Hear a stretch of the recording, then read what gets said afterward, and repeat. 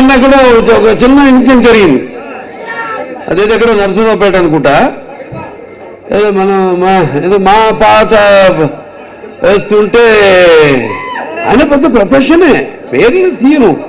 ఎందుకంటే పేరు ఎస్ తీయదగ్గ మనిషి, స్థాయి దిగదార్చుకున్నాడు, పేరు తీయను.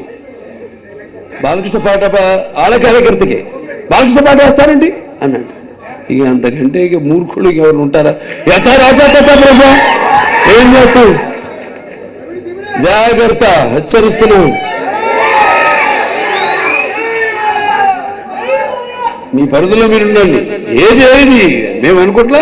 సినిమా అందరు చూస్తారని, భాష కానీ ఏదైనా అన్ని పార్టీల వాళ్ళు, అన్ని సినిమా కులాల వాళ్ళు అందరూ చూస్తున్నారండి నా సినిమాలు కాదు, మా అందరూ సినిమా బాగుంటే చూస్తారా? సినిమా బాగుంటే ఎందుకు చూస్తారు మీరు? సో ఏదో జరిగింది, జాగ్రత్తను హెచ్చరిస్తున్నాను. ఏంటి ఫ్యాన్స్, ఎమ్మెల్యే ఇంకా ఒక చిటికేస్తే చాలు, జాగ్రత్తగా ఉండు. పెద్ద చదివి ప్రజాసేవ చేస్తున్నాను, చేసుకో. ఒక్కసారి నేను మూడో కన్ను తెరిచాను, జాగ్రత్త. అంటే మాట్లాడు జరిగిన దానికి ఓకే, పొలిటీషియన్గా రెండా మీదకి వస్తా రెడీ.